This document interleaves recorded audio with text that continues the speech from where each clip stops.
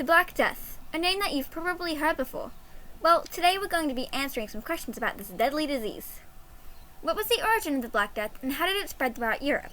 The Black Death was believed to have started in Asia and spread to Europe in the 14th century.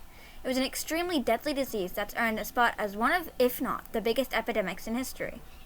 Carried by fleas, the Silk Road was the main way this disease spread. Once the fleas were in Europe, they started biting and infecting rats. But eventually, those rats weren't enough anymore. This meant that the fleas started jumping to humans. Once one person was infected, so were thousands, and eventually millions died from the plague. Eventually, it became an airborne disease and traveled through grain out of port areas.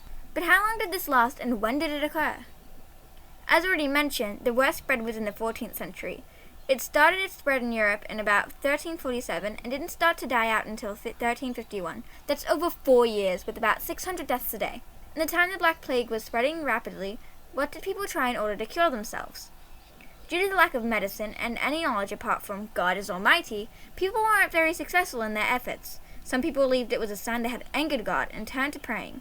Others, who had the money, fled far away from the disease. Some people shut themselves away from society and only had their bare necessities, whereas others did quite the opposite.